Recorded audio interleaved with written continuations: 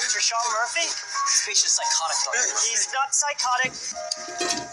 He's not psychotic. He's autistic. I'm here, son. Mom and Dad are here. You can let go of his hands. He won't hurt you. Stop. Wrong. Stop. Can someone tell me what happened? Liam has a 5.4 centimeter laceration on his forehead, probably from a fall. You're my son's doctor. I am Dr. Sean Murphy. Sean with a U. Galas. Yes, you won't be taking that bus again. His light is too bright. His rooms make him anxious. Can we take him home? No, your son is jaundiced, clenching his right abdominal muscles when touched and febrile. He should not go home. Do an MRI. No, we couldn't. It's not possible. It's the first time I've ever heard you say that. Liam is stimming. Stimming. The tics and spasms are a neurological response to stress. If he's doing an MRI, there is stress. If Right, please. I want to get stuck with a needle. This is the most expensive mystery box in the world. And I also bought a $5,000 mystery box. This $10,000 mystery box. A $25,000 mystery box. And a $100,000 mystery box. And all the mystery boxes you see here cost over $500,000. That's a lot of cheddar. And we're going to open every single one of them, starting with this $100 mystery box. Oh, there's glass in here. All right, let's see what's inside. Smell my nuts. Wait. It's a candle that smells like nuts, not my nuts. It doesn't smell like my nuts. Nature's nuts. Nature's nuts. Here's a $300 mystery box and call right there. It's a $400 one. See ya. Let's go open them, gentlemen. Get to open it. Oh, my bad. All right, we're not speed running opening these boxes. All right, he's dripping it. Bob Ross Monopoly. This box is better. Wait, guys. Wait. The $300 mystery box was a Bob Ross set. What was in the $400 one? A whole lot of magic stuff. Let us know if you'd rather have a bunch of Bob Ross memorabilia or a bunch of magical stuff. Bob Ross. And if you thought these mystery boxes are cool, wait for the $250,000 box at the end of the video. I can't wait to see it. This is a $500 mystery box, and your mom gets what's inside. My mom? Is it weird that I'm always giving your mom things? Yeah, it is. What did your mom get? Whoa. Headphones. Yo, I take it back. I'm your mom now. Take that how you will. I want them. Right there, gentlemen, right there. Okay. This is $700. I can't do that. Yeah, I'm weak.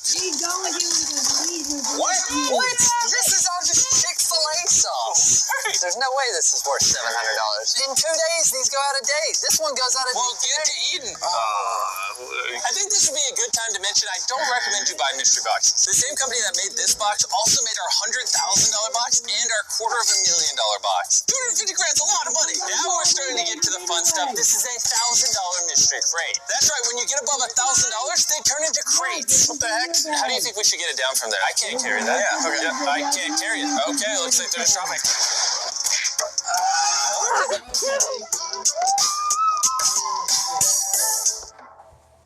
I love fortune cookies. It's all fortune cookies. Falling. How did they even buy $1,000 worth of fortune cookies? Our next mystery box was so big we had to move it with a forklift. And for some reason we let Carl drive. I'm in a forklift. Oh, Jimmy. Inside the $2,000 mystery box was a bunch of whips for me and the boys. Yeah. Go. This is a $2,500 mystery box, which is literally 1% the cost of the giant mystery box, and also 1% the size. That's what she said. It looks like this mystery box was made by Sir Castle. Their logo is a star flexing. I don't know. All right. Let's see. Oh, these are sneakers. All right, Chandler and Chris, I need help. Oh, they're custom painted. Look at that. Super Mario custom painted. They have everyone's name on them. This has your name on it. I obviously told these companies we were ordering these, so they made us each custom shoes. Dude, the Mix Supreme Louis Vuittons. McDonald's. There's a note for them. We wanted to take some of your interests and allow you to express them to the world with your shoes. Lame. That's a joke. I love you. This mystery box cost $5,000, and all we got was this action figure. And it usually sells for only $350. Next box. This is a $9,000 mystery box, which, by the way, is a weird price. Why would you not just round up to 10 grand? And to open it up, I brought some pickaxes. And this box is where the real fun begins. This is the equivalent to a car. And because this box is worth the same as a Honda Civic, please be careful. You can say what you want. Wait, it needs one more good smack. Nice. This is clearly Holy Grail. Oh my gosh. That's a dope poster of LeBron. Is this signed by LeBron? Don't run away with this. Should we not have hit this with an axe? Come on, James. It turns out between the poster, the sign ball, the game-worn jersey, and the rookie card, this box is actually worth $8,500, so just short of what we paid. This ginormous box is $10,000, and so is this box, even though it's half the size. And I don't know how, but this one also costs $10,000. Pick what you want. I want this one. Wait, what if I want that one? What if I want it? I didn't really want it. I need all three of you gentlemen to stand in the bathroom. But it's stinky in there. You guys got it. 3 dudes in a Why are bathroom. you saying This is Chris's sister, Carl's brother, and Chandler's brother. I might have locked your brothers in a bathroom, just ignore it. And before I locked them in the bathroom, I had them pick which $10,000 mystery crate you guys would get. Chandler picked this one, Zach, for you. Oh, okay. Chris picked this one, and Sean Cole picked the little one. Great. Little boys.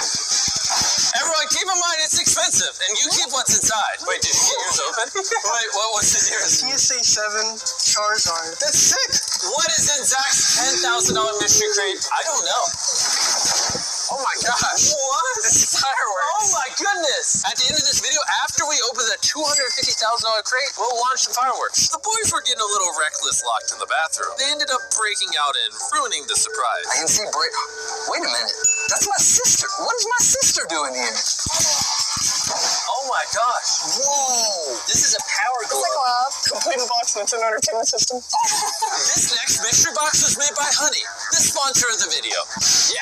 And if you can break into this mystery box before I finish this ad, you can keep what's inside. Honey is a free browser add-on that scours the entire internet for coupon and promo codes and automatically applies them to your checkout. Jimmy, what am I supposed to use? You have hands. This watch cost $550. And when I was checking out from Kohl's, Honey found a coupon code that saved me $70 on this watch. Honey saved me $48 on this necklace, $75 on this Roomba, and thousands of dollars between all this stuff. I'm not even joking. It takes 2 clicks to install. You just click here, and then you click here. It's that simple. Oh, you got it open? Give me 1 second. I'm almost done. Literally just go to joinhoney.com/MrBeast or click the link in the description. It takes 2 clicks to install, and it will save you so much money. It's unfathomable. And now that I said that, Chris, what was in your mystery box? What was it? $10,000 in cash! Honey, I love you! This ginormous crate is a $25,000 mystery box. And this is Sam. Say hi. Hey guys, how you doing? Dead serious, I paid $25,000 for this mystery box, and you get to keep whatever is inside. Okay, that sounds about right. Man, I'm pumped though. Let's get after it. Let's go, baby. What do you think is in here? Man, dude, I don't know. Maybe a toy car or something. Maybe a car bed. Hey. That sentence was all over the place, but I love it. Okay. Oh, he just dropped it. Oh, snap. It's a gaming setup. It's a gaming setup. I had a system since the Xbox 360 original series. I ain't even lying to you. 1, 2, 3, 4, 5 ultimate computers. I don't even know how to use a computer that well. Sam, we did the math, and all this stuff you see here that you got in your crate, we estimate is worth between $30,000 and $40,000. For our $50,000 mystery box, we decided to do something a little different. Basically, I gave Dream $50,000 to put whatever he wanted in this crate. Literally, the only people that know what's inside this crate is Dream and the mystery box company he worked with. And I told Dream this crate was for me, correct? Yes. Okay, I lied. I actually have one of your fans here, and I'm going to let your fan keep whatever's in this crate. So I hope you didn't buy a bunch of dumb stuff. Yep. Oh, no. Alex is going to keep whatever you put in this giant crate. I hope you like what's in it. I hope I do too. There we go. Do you want to stomp on his face? Honestly. Let's open up the crate. What's inside the dream crate? Holy. Okay.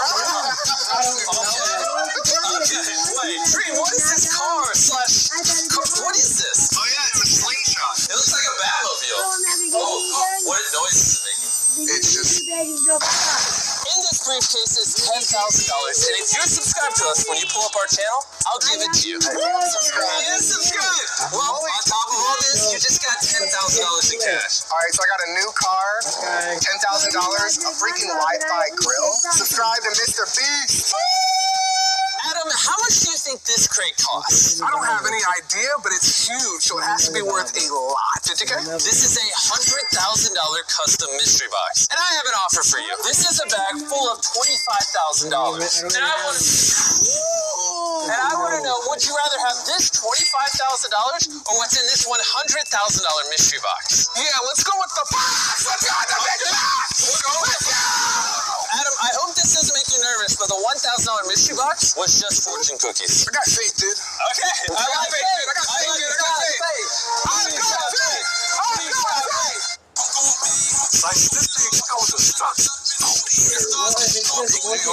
I can see what my fortune is.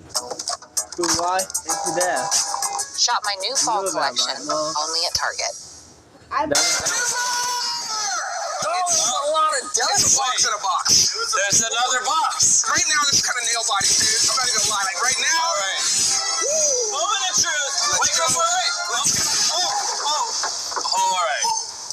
It's open. There's a lot to take in here. This is straight hype B stuff. Yes. This is sick. Dude, hold on, bro. I've been trying to find a pair of SBs forever, dude. Okay. Looks like he knows what this is. Dude! The Demon's plus a Supreme PS5. You guys are Hey, how about just a normal PS5? I offer you Jimmy $25,000 for some of the shoes. Pleasure doing business. No problem. Anybody else? Frank, you want to buy some shoes? I guess we're all just buying You like shoes? You like shoes? You're wearing shoes right now, baby. Get a picture of this. Let's see. Let me see this first. Hey, Fred. Anything in the back? And that was pulled off, but now it is time to open the $250,000 mystery box. This $250,000 mystery box is so big that they couldn't ship it to our studio and had to build it in our warehouse. Cue the lights! Boom! Yeah. This mystery box was made by Mischief, and we have a representative here from them. His face is blurred because they're very secretive. How did you guys make this? The contents of this box were shipped from all across the country over the last 2 months. As far as we know, the world's largest and most expensive mystery box. And most mysterious mystery I box. have no idea what's inside. 3, 2, 1, press the button. Oh, all right, then we pull. Can we pull? All right. Pull. Oh, it's falling, it's falling, it's falling. Oh, what? Oh, that wind. Oh, my. Wait, it's a Lamborghini. Oh, my gosh. Oh, there's dust in my eyes. Oh, there's dust in my eyes. Why, of all the times where there'd be dust in my eyes? Wait, this is a Lamborghini tractor. Wait, what? Lamborghini started as a tractor manufacturer. Fun fact. I don't know why they're freaking out about that. This is a Lamborghini. I didn't know there were leaf blowers in there. Oh my gosh, there we go. Hear that? That's on. Now it's on. Yo, wait.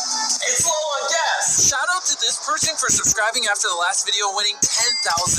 If you're not currently subscribed, hit that subscribe button because we're going to give away another $10,000 to someone that subscribes within the next 7 days. And if you're currently subscribed, just use your mom, brother, dad, sister's phone and subscribe and, they could win $10,000. I'm still not happy. I hope you drop dead of a heart attack. I always end up feeling depressed. We often see children's cartoons as lighthearted entertainment for the entire family. But oftentimes there's a very dark story behind some of your favorite characters. Peter Robbins, born Louis G. Ganassi on August 10th, 1956 in Los Angeles, began his acting career when he was only 7 years of age, picking up small credits in sitcoms and commercials. His first feature, A Ticklish Affair, was a family comedy released in 1963 that had modest success in theaters. But his most iconic role, of course, would come only 2 years later with the animated special A Charlie Brown Christmas, in which he gave life to a character who, for a decade and a half, had only graced the popular newspaper comic strip Peanuts. The special turned out to be an instant hit with audiences, with over 15 million homes tuning into its premiere broadcast in the holiday season of 1965, and earning its creators both.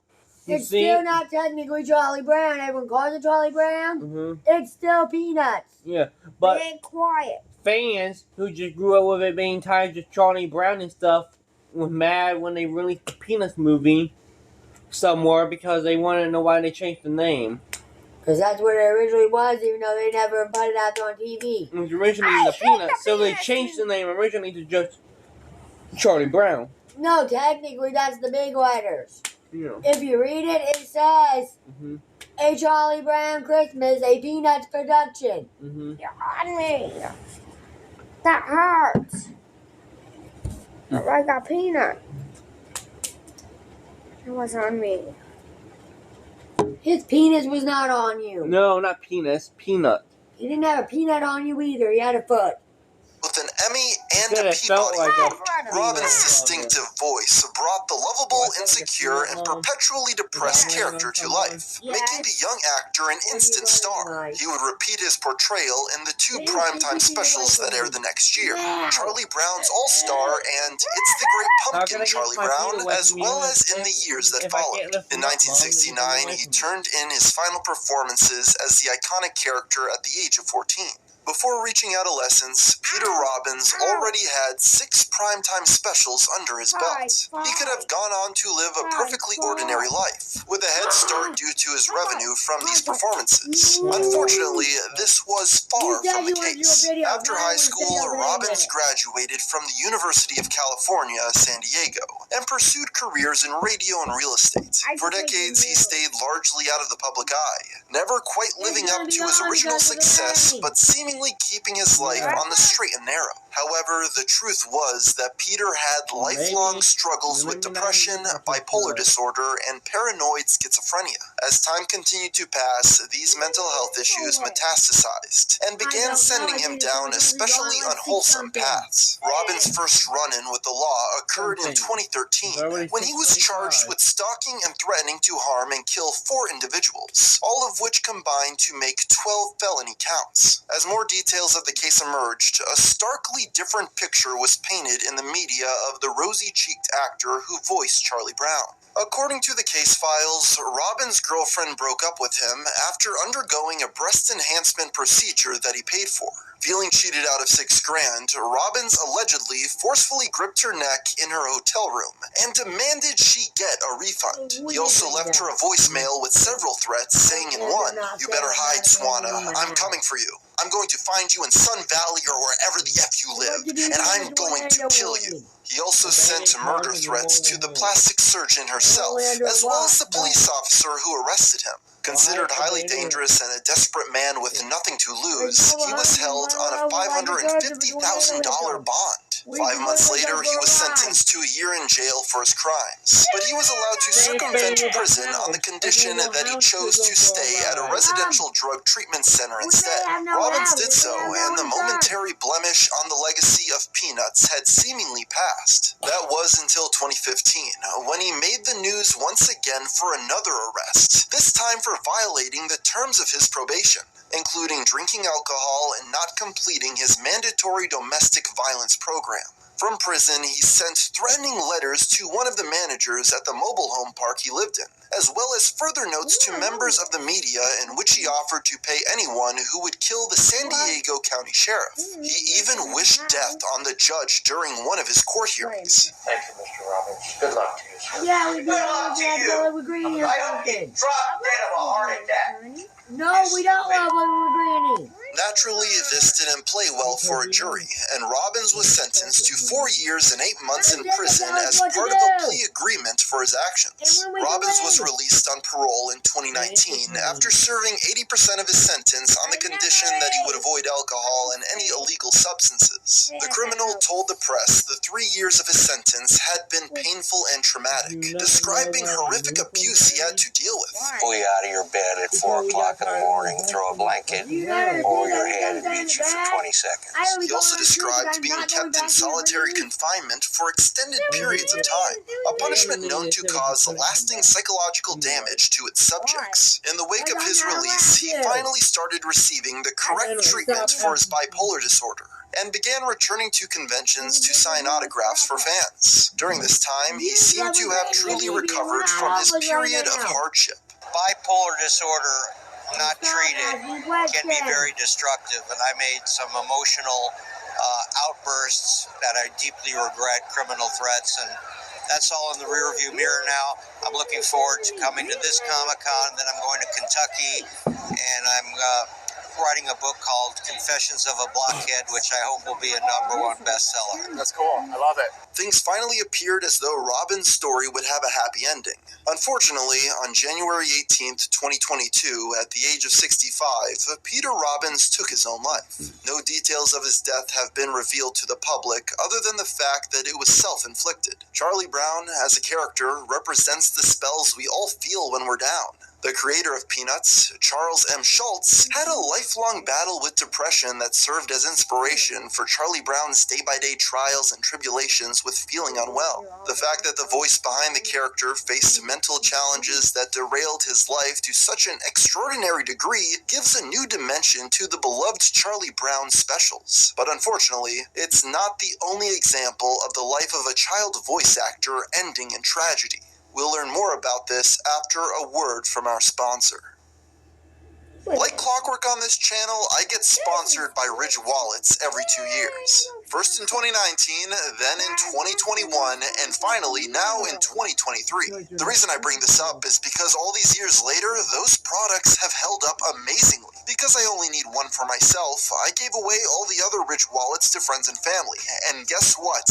Every single person that I gave one to is still using it in 2023. And for this very reason, I am proud yet again to endorse them. The Ridge Wallet expands to hold 12 cards, plus room for cash, while remaining as slim as possible. These are so much better than the old school George Costanza wallets of yesteryear. On top of this, they're designed with RFID blocking materials that protect you from digital pickpocketers. And on top of this, they also have Ridge key cases. These allow you to hold up to 6 keys in your pocket without that classic jangle sound annoying you at all times. Nowadays, they have 30 colors and styles to choose from, including carbon fiber, burnt titanium, forged ember, and my new favorite, black Damascus. With over 3 million customers and 80,000 5-star reviews, it's clear a lot of other people agree with me when I say Ridge Wallet is great. And they'll back those claims up with their lifetime warranty. You literally have nothing to lose by checking out their website. So that's why I encourage everyone to go to ridge.com/GFM and use the promo code GFM at checkout to get 10% off your order. The link will also be in the description down below. Would be your dad. Judith Barcy was born on June 6, 1978 in LA. The child displayed her exceptional performative talent from a young age, guided by her mother, Maria, who had a love for Hollywood stardom. She and Judith's father, Josef Barcy, both immigrated from Hungary after the countrywide revolution of 1956, and met at a restaurant in California known as a meeting spot for Hungarian immigrants. After noticing him pay for his drinks at the bar with $100 bills, an impressive display for a recent refugee, Maria pursued him because she felt that he could provide her with security. But what she did not know at that moment was that this man was nothing less than a monster, who would one day become the bane of her existence. The young Judith began her career at the age of 3 in the most cliché, magical Hollywood way possible, being discovered by a film crew while she skated on an ice rink. Stricken by her tiny size and elegance sliding on the ice, they invited her to take part in the commercial they were shooting. And from that point on, Judith's career was off to the races. She appeared in dozens of commercials, big network programs like The Twilight Zone and Cheers, and theatrical releases like Eye of the Tiger and Jaws the Revenge. Her attendance at school suffered, but the near 6-figure yearly income the effervescent girl brought home made up for her absenteeism. Everything seemed to be going great for the young, soon-to-be starlet.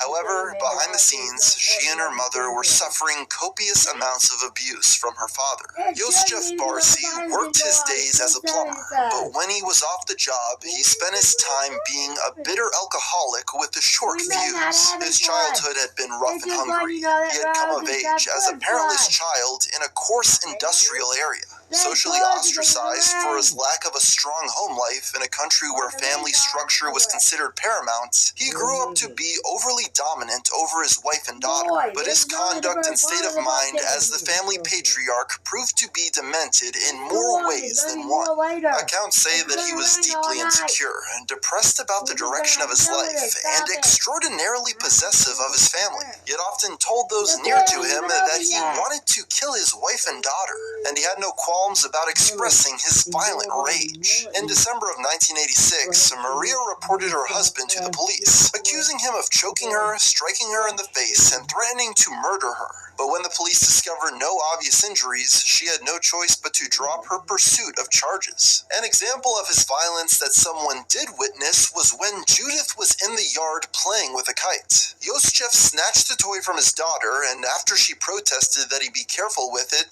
he reportedly called her a spoiled brat and thoroughly smashed the kite into as many pieces as he could. On another occasion, when Judith and her mother prepared to fly to the Bahamas to film Jaws the Revenge, Yosef pulled a knife on his daughter and threatened that he would find her and cut her throat if they decided not to return home. Shortly after they finished filming, they visited Maria's brother and Judith's uncle Weldon at his home in New York. According to Weldon's testimony, he directly observed a phone call in which Yosef alluded to this very threat, saying to his daughter, "Remember what I told you before you left." Judith instantly broke out into sobs. The perennial stress of her psychotic father looming over her caused psychological effects on Judith that became pronounced in her disposition and behavior. She gained weight, began plucking out her eyelashes, pulled out her cat's whiskers, and would cry uncontrollably throughout the day. She reached out for help any chance she could, telling family friends, "I'm afraid to go home.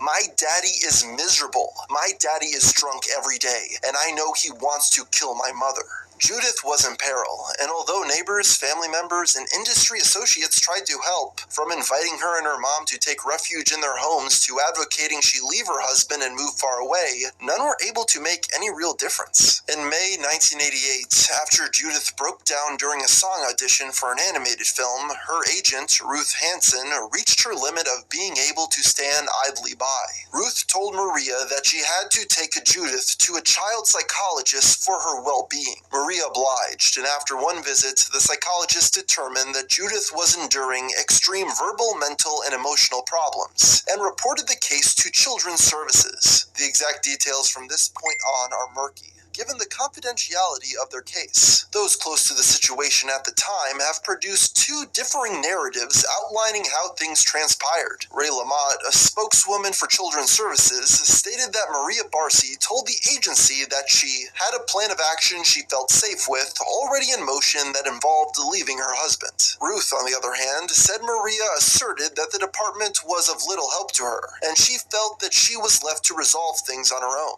In either scenario, the government employees elected to let her carry it out without assistance, something they would live to regret in a short time. Maria's plan entailed moving to an apartment in Panorama City, which she rented that month. She spent her days there with Judith, allowing her daughter to acclimate to what would be their new home before returning to their tormentor every night. Although Ruth continuously urged her to take the final step of separating from her husband and establishing a new life away from him, an uncertain Maria kept stalling. During the month of June, she argued that she had to stay in the neighborhood for Judith's birthday. When July rolled around, she argued that she didn't want to lose the home and friends that Judith's career had sprouted. Had she not hesitated as long as she did and had just cut things off when Ruth urged her to, it is likely that the horrible event that happened next would never have occurred. But unfortunately, she didn't. To this day, we don't know what set Yosef off. It might have been that he discovered his wife's plans to officially move out.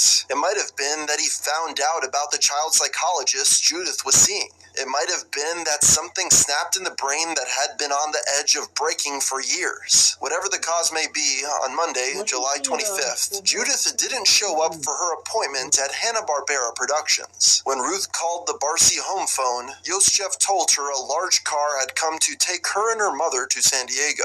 On July 28, 1988, one of Barsi's neighbors heard an explosion next door. He would later tell the Los Angeles Times that as he raced to dial 911, his immediate thought was, quote, "He's actually done it. He killed them and set fire to the house, exactly as he said he would." An emergency responder arrived. They found the Barsi home completely ablaze. Upon rushing into the flames in order to rescue those inside, the firefighters discovered that the inhabitants were beyond saving.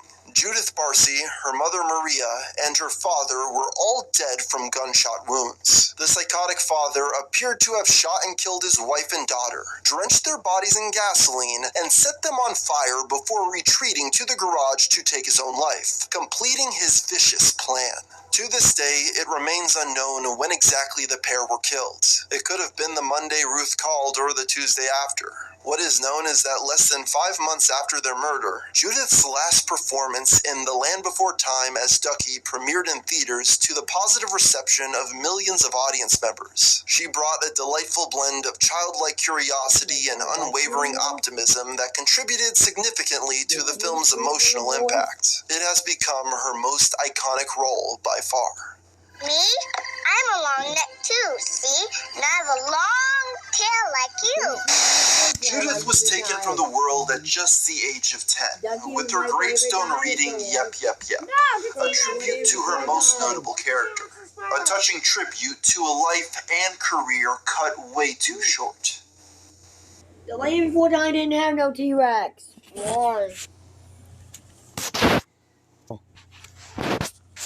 Even though you're not. But that's what you're gonna think. Let me see what I got you guys watching.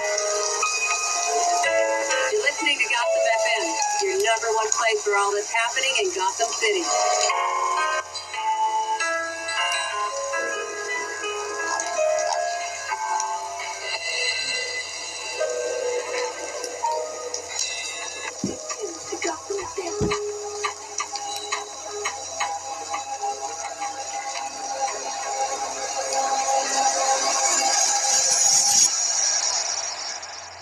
Batman Arkham Knight turned 8 years old just a few weeks ago. Yeah, it's been that long since we've gotten an Arkham game. So, to honor the anniversary, I decided to gather some of the best fan theories we've made over the years and put them all into one large list. These are 10 Arkham theories that could potentially change everything.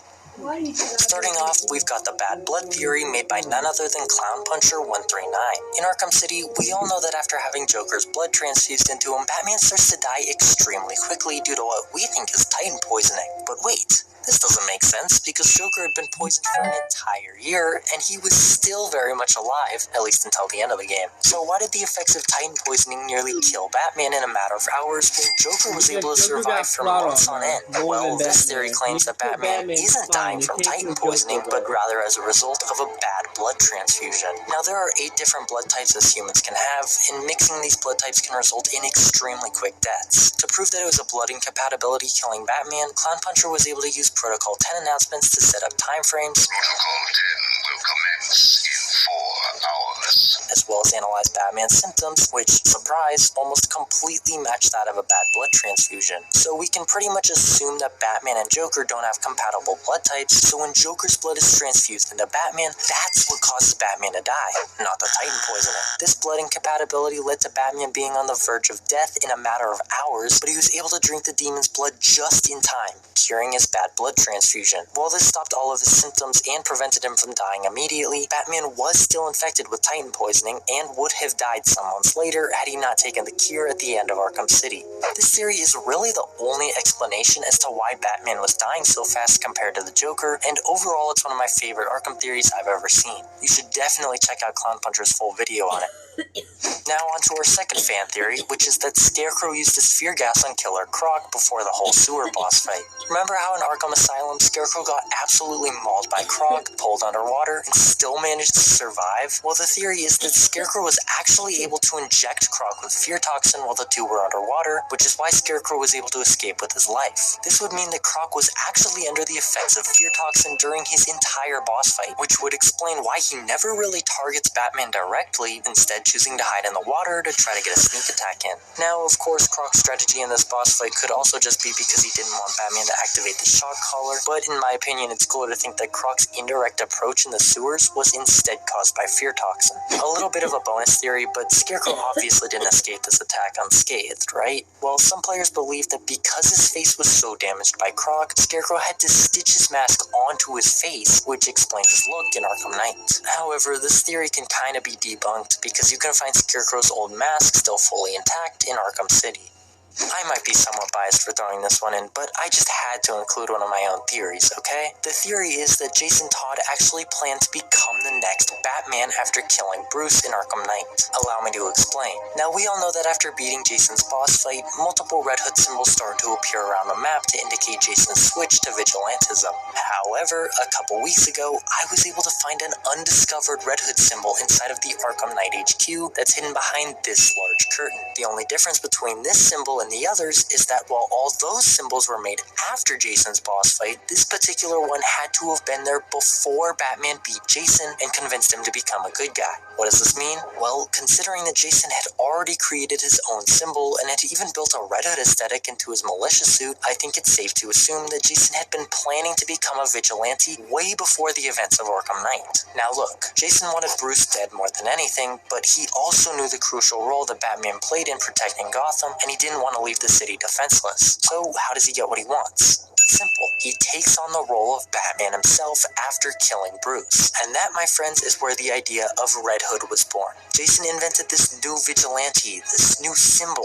this new protector of Gotham, all while planning out how he would kill Bruce at the same time. This was the vision that he saw, a Batman-less Gotham that would still be under protection, just under his protection. Now, I'm sure some of you are asking, well, why did Jason become the Arkham Knight and team up with other supervillains in the first place? Well, Jason knew what it would take to kill Batman. This wasn't something he could just pull off by himself. No, he needed an army alongside some of the most powerful criminals in Gotham to finally take down Batman. These alliances would also help to build the trust of people like Scarecrow, Two-Face, Penguin, and more, which would make it extremely easy for Jason to betray and kill these villains after he became a vigilante himself. So basically, Jason was never the bad guy, just someone willing to go to great lengths to get revenge. A lot of people dismissed this theory when I first came up with it because I used mods to get a good look at the Red Hood symbol, and that apparently doesn't make it canon. So for all those people out there, hey look, if you tilt your camera angle like this, it's still perfectly visible, even without mods.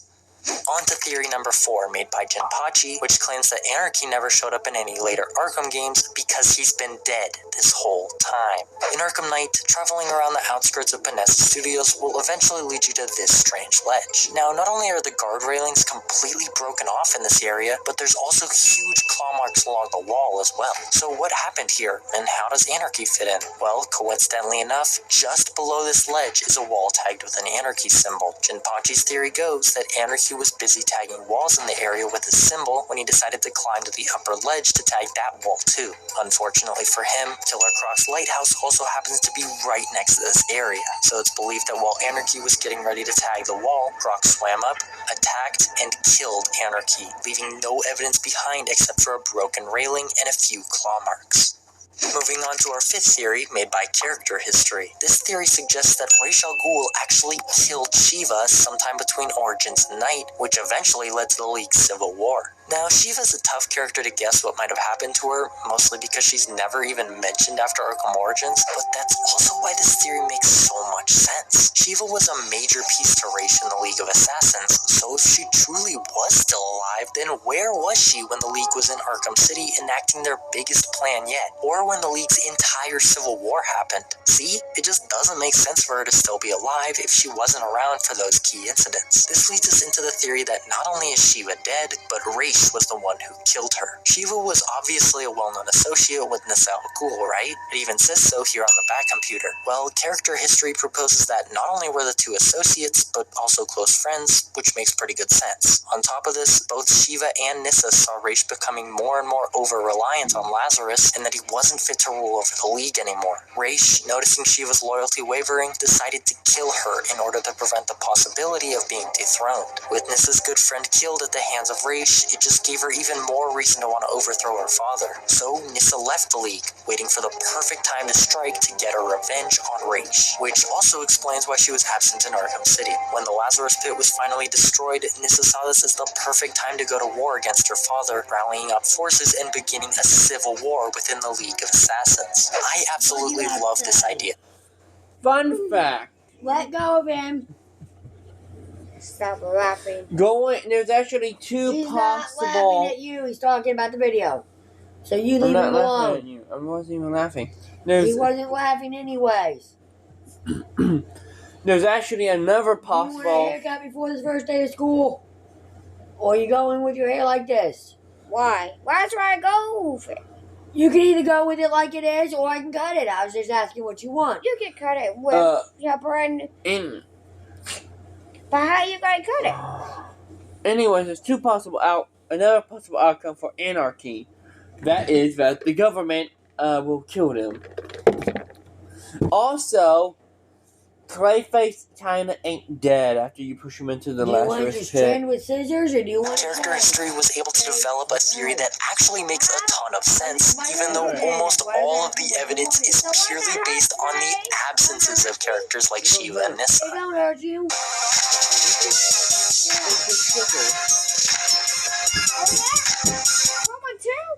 Theory number 6. Batman was never infected in Arkham Knight. Now, I myself contributed a lot to the making of this theory a couple years ago, and it actually made its way into the deepest tier of the Arkham iceberg. Hey, I even made an entire video about it. You should definitely go watch it, even though it's really outdated. Anyways, the theory is that in Arkham City, the cure that Batman took at the end of the game was actually able to cure both the Titan disease and the Joker blood mutation. I mean, Batman was infected and then cured all in just one night, not to mention that he also drank the blood of the demon, stopping all of his symptoms after a few hours. This was obviously not enough time for Batman's blood to mutate, meaning Batman was completely cured by the end of Arkham City. Now, I'm sure some of you are wondering, if Batman truly was cured, then why does he still turn into the Joker in Arkham Knight? Well, Batman's an extremely paranoid person, which is why after he only took half the cure in Arkham City, he starts thinking that half a dose might not have been enough, and he still could turn into the Joker at any moment. After seeing what happened to the other 4 infected, Batman's paranoia of becoming the very thing he's fought against for years and years eventually becomes his greatest fear. That's why when he's exposed to fear toxin at Ace Chemicals, it causes this fear to come to life, and Batman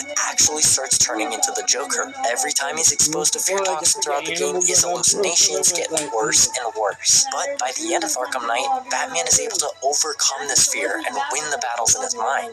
Now, if this truly was a blood mutation, Batman wouldn't have been able to just overpower it using nothing but sheer willpower. No, it was just a fear that Batman was able to conquer. So essentially, Batman isn't infected with the Joker disease, he just thinks he is, which causes him a whole lot of mental conflict that's extremely escalated by fear toxin. But this theory has one major plot hole: Batman's green eyes. This is no doubt a physical change that multiple people even comment on, like Robin. This definitely eliminates the theory that it was all in Batman's head. Or does it? Me and some of my viewers worked to try and fill this plot hole, and we came up with some pretty good ideas. Remember how Batman was infected for a couple hours in Arkham City before being cured? Well, this could have been enough time for Batman to undergo a minor physical change like eyes turning green, but nothing else major. On top of this, Batman was also infected with Titan multiple times throughout the Arkhamverse, and one of the side effects of Titan is, you guessed it, eyes turning green. Or it could have also been that there was some fear gas residue on Batman's suit, causing both Robin and Henry to see Batman with green eyes. Moving on to theory number 7, which is that Batman caused Harley Quinn to have a miscarriage in Arkham City. At Joker's office inside of the Sionis steel mill, you can actually find a positive pregnancy test lying on the floor. Considering that the test is also right next to Harley's suit from Arkham Asylum, this seems to imply that Harley Quinn was possibly pregnant with Joker's baby. But why did Harley never end up having a kid? Well, also in Arkham City during the... She wasn't pregnant with Batman's baby, and that's why he made her have a miscarriage? Yeah, for sure. Well, in Asylum, you see Batman froze her ass. You for sure it's Joker's baby she was pregnant with? Yeah. They don't... You for sure Miss Harley didn't go out and have her some bat instead of some Mr. J? Harley is only known to love 2 people and have an actual relationship with 2 people. Her pudding Joker and Ivy. She never loves Batman. She only tolerates his ass. She thinks he fucks bats. Okay, and Mr. J's abusive and tells her what to do. Who's to say Mr. J didn't tell her to dress up as a bat and go fuck the bat? He ain't that nasty. God damn it. Mr. J always calls him the bat. Who says Puddin' didn't send her out to have sex? Ew. Because he ain't that nasty, okay? And he only wants Harley to belong to him. And him only. But anyways, she was pregnant during the Asylum. It's dead. Batman threw the damn thing. Threw her. And she hit the ground. And then he took the party guest list. The party guest list? What's that? In Arkham City, he threw her against the goddamn church. If that's the case, then I'm guessing that's dead and I'm seeing a ghost. I'm talking about the games. Because Mikey laid on me and it's still here. Wait. And in Arkham City, he threw her against the goddamn church wall. Why? He's Batman and she was coming after him. Doing all goddamn flips and shit. Because the bat must die. No. That's why freaking Batman threw Harley. She was trying to freaking kick his ass while doing a goddamn flips and shit. Why are you? Hey, stop looking at the table up with your feet, please. Who's Harley Batman? Quinn's Revenge DLC, you can go back to this room and find a baby's crib filled with all the time. Look, it's Scarface painted as the Joker, as a tiny Joker, and yes, I'm not kidding. That's actually Scarface, the actual real Scarface. a lot more pregnancy tests, except these ones all read negative. Keep in mind that this DLC is set slightly after the events in Arkham City. While the first test could have just been a false positive, I think it's more likely that something happened to the baby sometime between this time frame. Now remember how when Batman enters the church for the first time, Harley Quinn instantly attacks him, but Batman is able to counter by slamming her stomach on the ground. This would have been more than enough to cause a miscarriage if Harley was indeed pregnant, but it doesn't stop there because Batman also pushes Harley around in this cutscene right here. So Batman could have very well prevented the birth of Joker's child, albeit completely unknowingly. To top it off, you can even hear Harley singing a deranged lullaby during the end credits. Hush, little baby, don't say a word. Mama's gonna kill for you the whole damn world.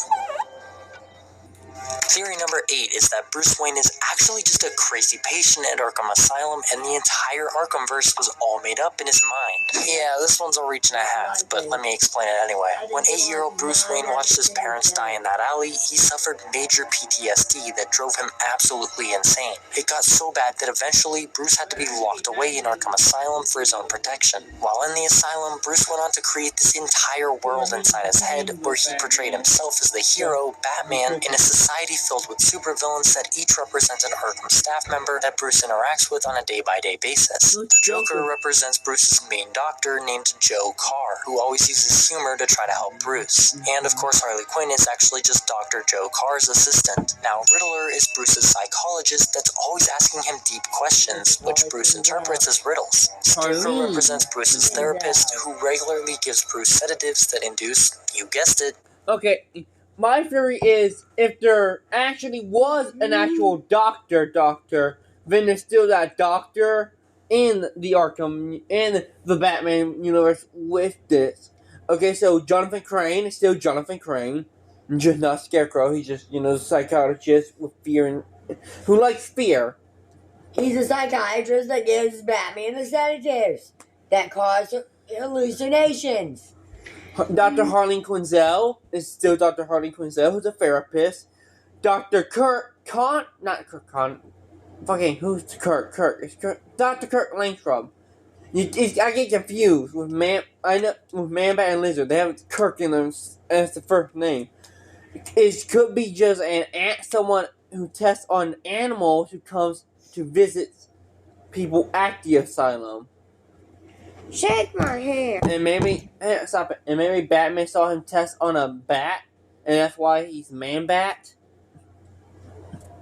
Nightmares. Mr. Freeze is actually just a maintenance guy that works the air conditioner. He seems to always keep the temperature fairly low, making Bruce really cold. I'm not going to go over every villain in Batman's entourage, but the general idea is that Bruce created this entire fictional world inside his... And Mad Hatter? He's the Arkham storyteller. Okay, can we finish the video? Only one who can still be... No, Mad Hatter can still be in Arkham. Crazy. He can be an inmate. Same thing as Catwoman. They're both crazy enough to just be inmates in this universe still. Head dedicating his life to protect others from the evils he knows at Arkham. Again, it's a really big reach, but still cool to think about.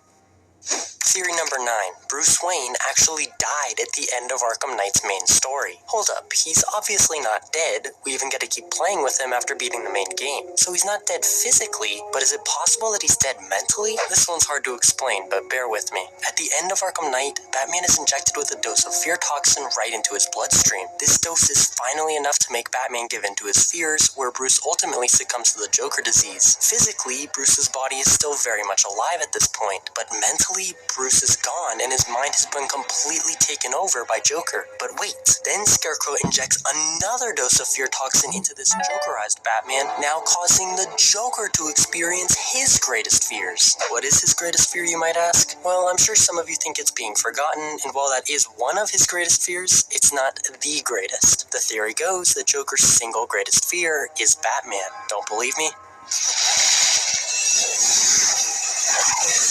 I know Bruce Wayne and Batman are the same person, but try to think of them as two separate personalities for now, like an alter ego. Joker is obviously afraid of Batman, but he's definitely not afraid of Bruce Wayne, at least directly. So by the end of this whole sequence where Joker gives in to his fears, it's Joker's fear of Batman that takes over Bruce's mind again. But since Joker was never afraid of Bruce Wayne himself, Bruce never manifests within his own mind again. Only Batman does. Think of it like this. Is this the real Joker? No, it's Batman's fear of the Joker embodied through Bruce. Well, it's the same with this version of Batman after defeating Joker. It's not the original Batman. It's Joker's fear of Batman personified that ended up taking over the body. And since Bruce Wayne was never a part of that fear, he's technically just dead. Batman's human side to him is completely gone. And now he's no longer a person, just a living entity. This is really the only explanation as to how Batman was able to completely overcome fear. Impossible. Scarecrow's right. For a human, it would be impossible to rid yourself of fear entirely. You can overcome certain fears, yeah, but there will always be some presence of the emotion still within you. But it is possible for Batman. Why? Because we're talking about the man who fights the giant crocodile man in the sewers and a fucking zombie who's named after a goddamn nursery rhyme. How do you know that he just wipe fear out?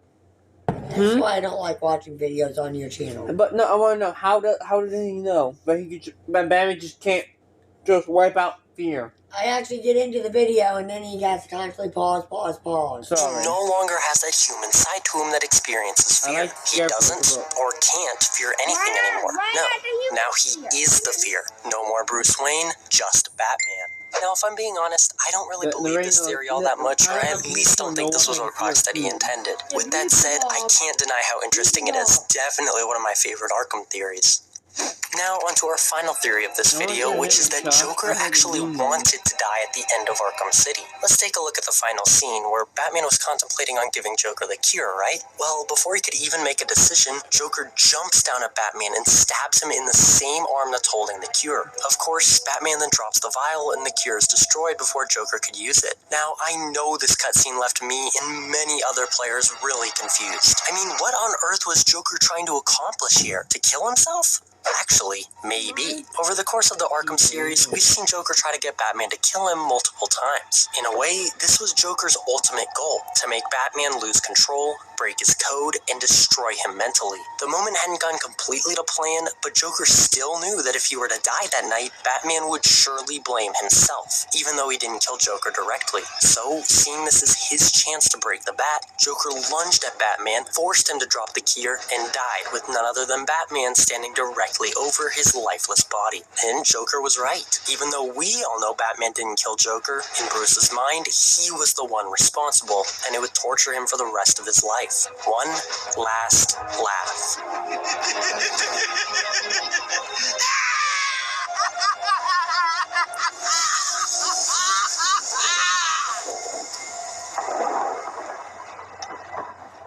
Boy, you don't need to have your face. We're taking a break anyway.